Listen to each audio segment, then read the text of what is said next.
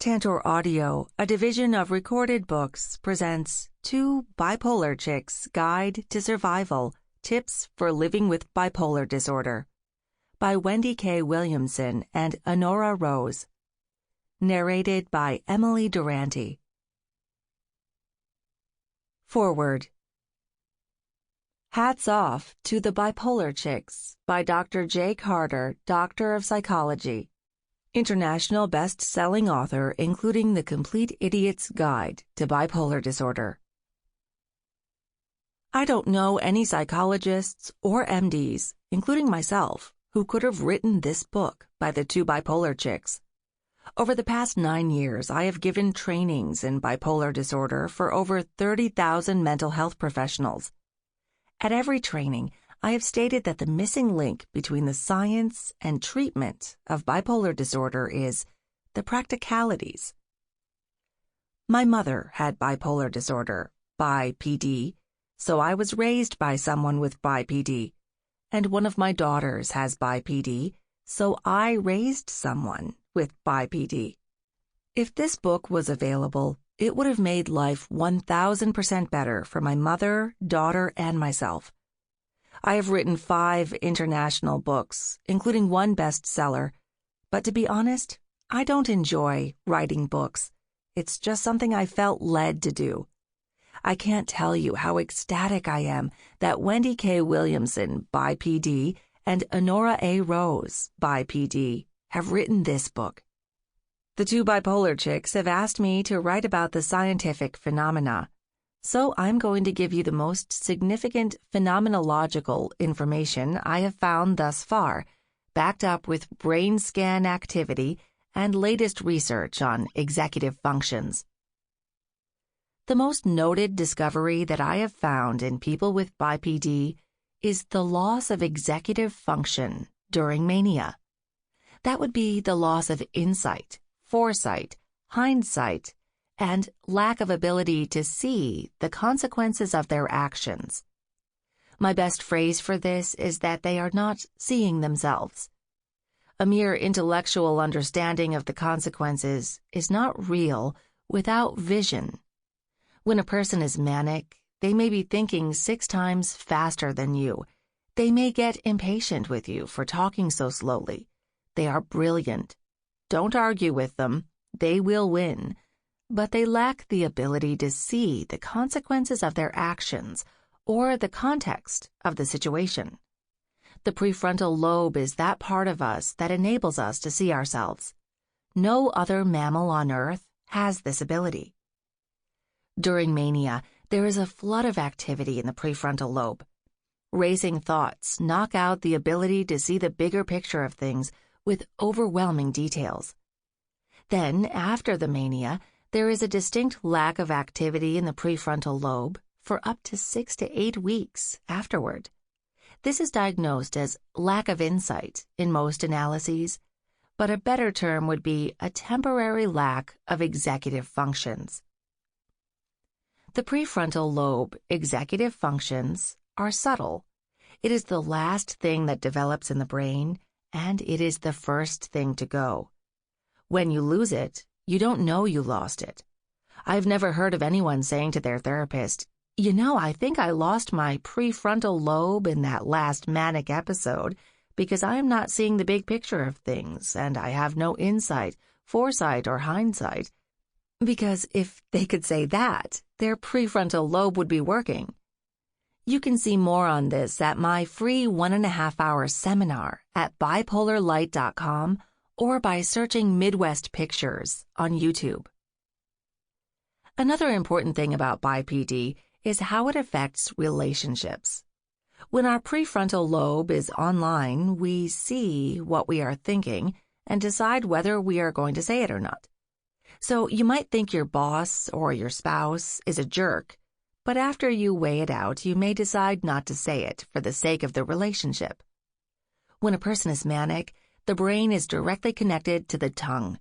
There is a lack of prefrontal lobe filtering things out. We all have private thoughts, but when manic, whatever we are thinking may roll off the tip of our tongues. The person we are saying these things to may take it personally. Again, This phenomenon is directly related to lack of executive function in the prefrontal lobe, as well as job loss for insubordination. When the prefrontal lobe goes out like a light bulb, a person may run up their credit cards or have unprotected sex without envisioning the consequences. We know the elderly often need help with taking their medication. This again relates to the lack of prefrontal lobe online. The same with bipolar, temporarily, and the authors have brilliant solutions. The Two Bipolar Chicks have nailed the most important and most successful aspect of battling BiPD: ensuring you take your meds. When the lobe goes offline, what's the next best thing to a lobe? Rules, procedures. Children have no lobe. They need rules, no matter how brilliant they are. They need rules like don't walk down dark alleys, don't get in a car with a stranger. An adult without a functioning prefrontal lobe is like a brilliant kid. These chicks have come up with every rule to save your life as you know it. Listen to what they say. Their prefrontal lobes were online and panoramic when they wrote this book. The first thing I asked Wendy after I read the book is, can I send this to my daughter right now? Dr. J. Carter, jcarter.net, bipolarlight.com. Introduction. After writing my first book, I'm Not Crazy, Just Bipolar, I received a lot of feedback. Specifically, you wanted to know more about wellness and how I maintain it. You knew the basics: take your medication, see your professionals. You knew that music makes you feel better, and being honest gets you further than hiding from the truth. Yet there were blanks that needed filling in, and your loved ones also asked, what more can we do to help our beloved bipolar? I decided to answer you collectively, and thus Two Bipolar Chicks' Guide to Survival, Tips for Living with Bipolar Disorder, was born. Although I touched on the main topics in I'm Not Crazy, Just Bipolar, I have since compiled a larger, more comprehensive list. I racked my brain to include and describe every single thing I could think of. In addition, I enlisted the help of my partner and editor, Honora Rose, who also has bipolar disorder, without whom this list would be incomplete. Together, we have put our bipolar minds together and brainstormed every itty-bitty thing we do to say what we think you need to know, if you don't already. It's a list we wish we knew about years ago when we first got diagnosed. Have no fear. Wellness is attainable if it isn't already at your doorstep. Follow a few simple, but not always easy, tips and tricks, and you will find yourself on your way.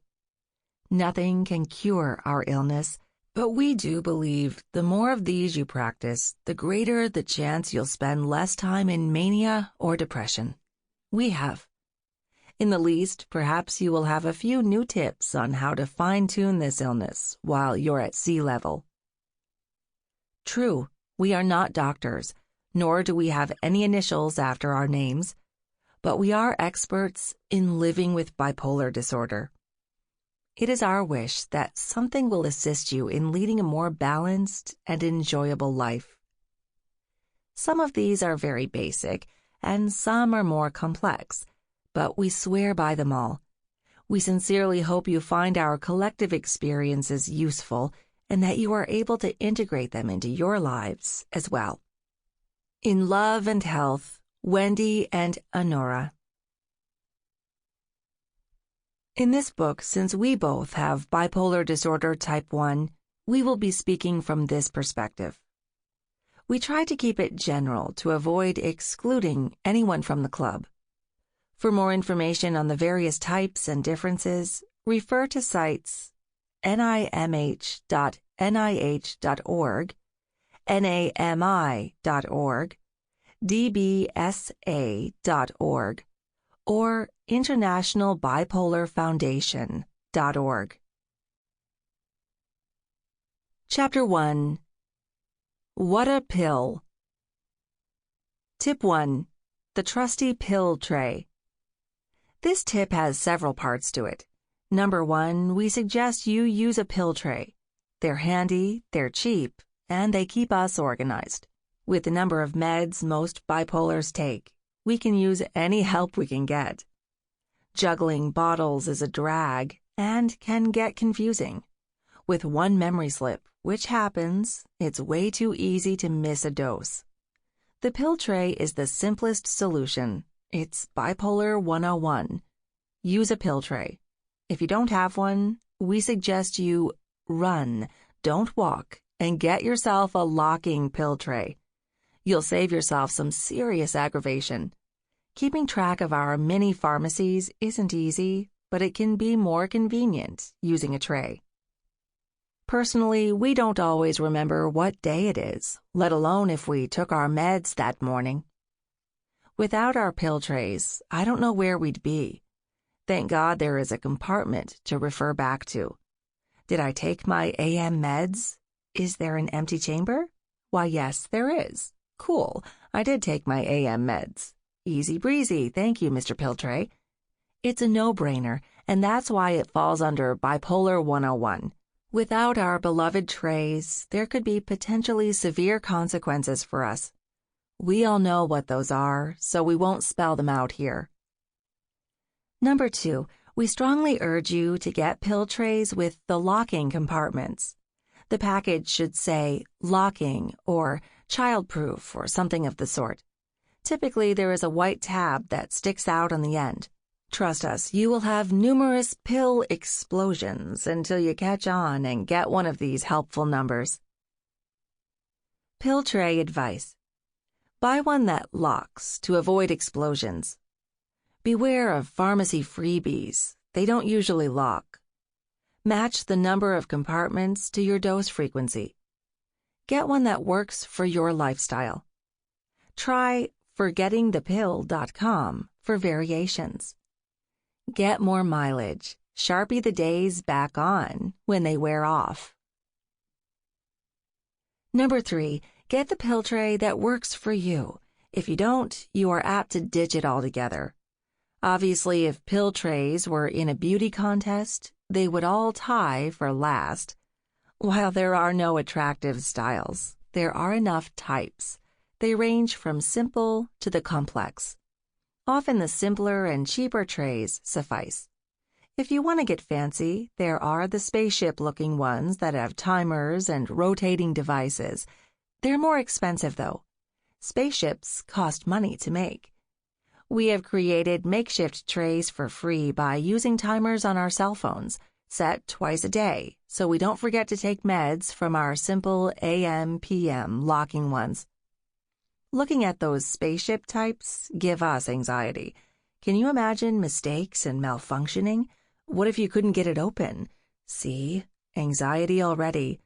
They probably work like a charm for some. If you are on the go, though, having an ugly, portable plastic tray is handy. Part of the aversion to pill trays is the hideous, unfashionable style. We understand. We've been there. We're still there. Someone needs to put some style into these things. The ones in the pharmacy are limited, but work. One of us, who shall go nameless, when in a manic state, wanted to start a company to make stylish pill boxes. Needless to say, it didn't happen. Curious to know who it was? Keep reading. The answer will be revealed. If you are looking for what works for you, we combed a few websites and found a large, varied selection on forgettingthepill.com. In fact, they have every type of tray. Who knew there were so many? They have everything from travel trays with cases to entire month organizers in mini plastic drawer types. They have containers on keychains and pills hidden away in mirrors with funny sayings and pictures on them.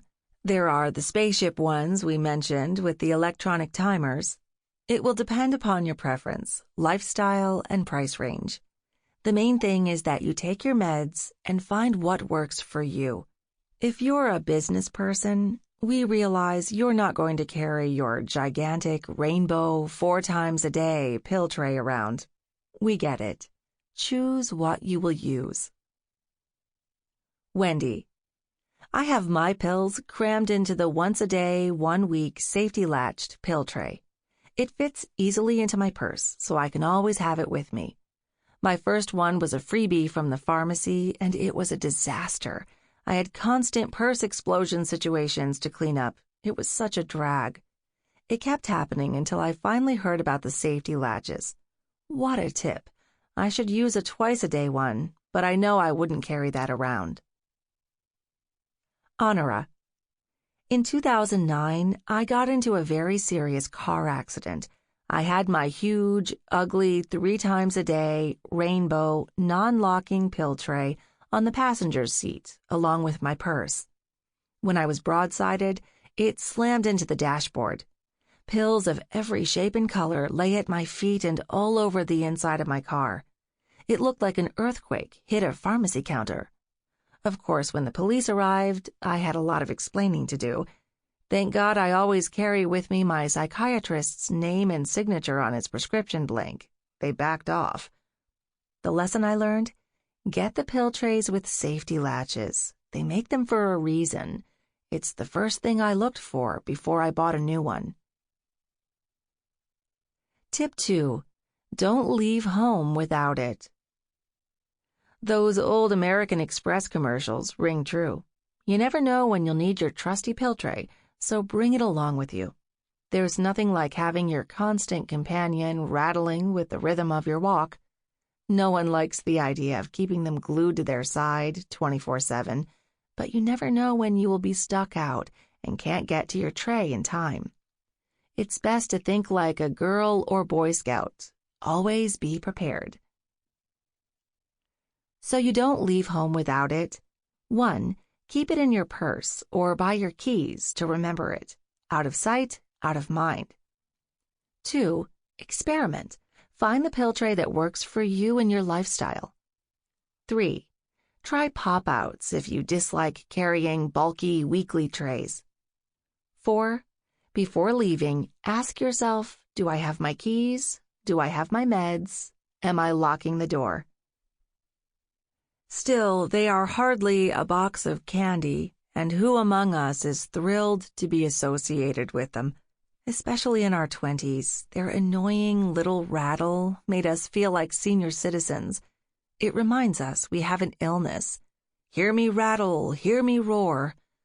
Their jiggle may cause the occasional second glance, or is that our own paranoia?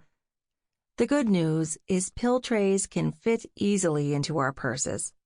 Fellas, it will fit into your backpacks or man purse. Don't have a man purse or backpack? Okay, try bringing one of those daily pop-outs and put them in your outfit for the day. Or there is always the discreet barrel keychain option. You can tell any nosy Nelly who asks, if they ask, you take a boatload of vitamins and you take them all throughout the day. Can't be without your healthy vitamins. Do they take them? They will forget all about your little hideaway. While the pillbox market is far from stylish or as varied as jeans, there are options to accommodate different strategies and types that will ensure you take them along. You can keep the larger ones in your glove box or at home. There are rules with law enforcement about medication in the car. Check your state. We keep our psychiatrist and psychologist cards on us, but our law goes beyond that. Emergencies without our meds have taught us to keep them on us. Storms have come and gone, family emergencies, car accidents, and through it all, we've learned our lessons the hard way. Now we are virtually Velcroed to our pill trays, and they are never more than 20 feet from our bodies. Think of it like a teddy bear to a child, except children have their bears closer. We're not that bad. We allow some distance, but we always know where they are. Wendy. I used to be one of those people who hated to keep my pills on me unless absolutely necessary. I never had them in my purse. I took them before work and left them at home to take afterwards. In my early to mid-20s, I don't remember even taking my meds all of the time. No need to worry about trays. One night changed my mind. About 17 years ago, on Thanksgiving, I left my pill tray at home. My sister was hosting dinner 5 minutes away. No sense in bringing the pill tray, right? I would be home for PM meds in plenty of time. We got a distress call from my uncle, who had become disoriented, 1 hour away, and I was the only one who knew exactly where he was. We picked him up and rushed to Sloan Kettering in New York City.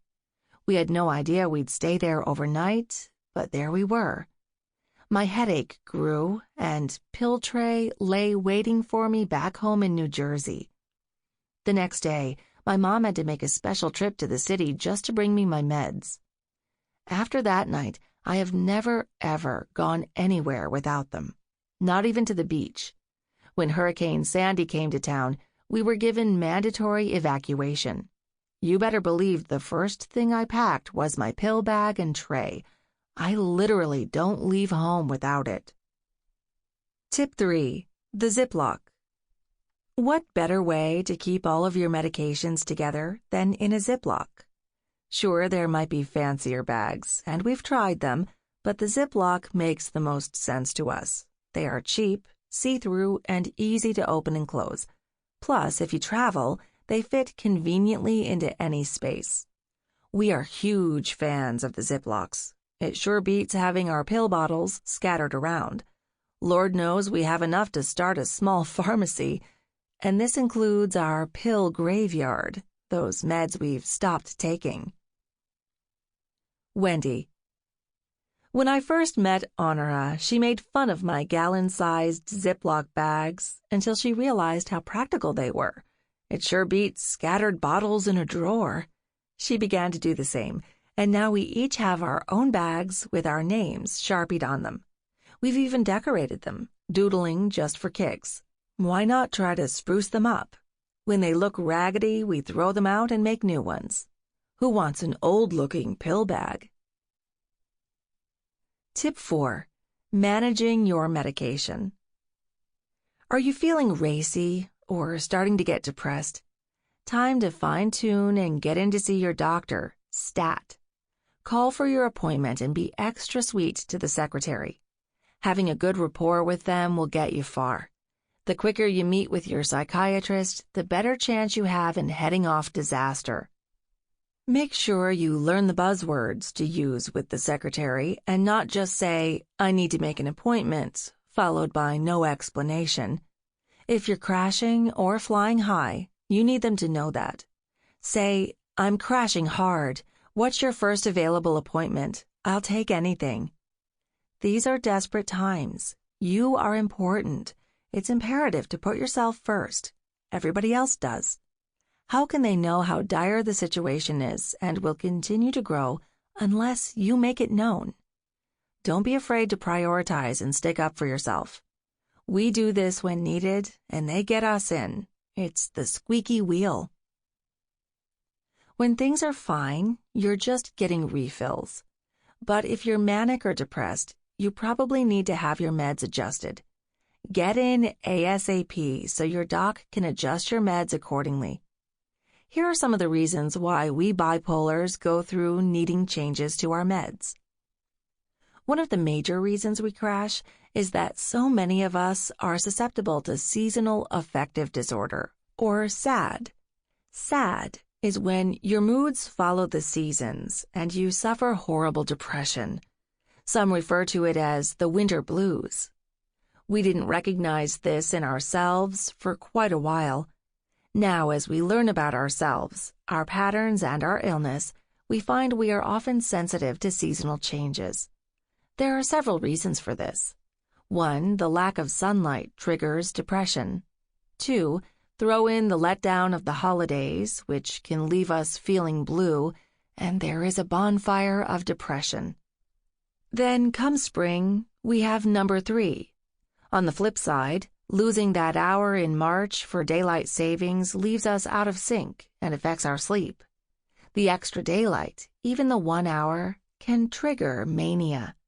This cycle change greatly disturbs our rhythm, and this can quickly become our racy season.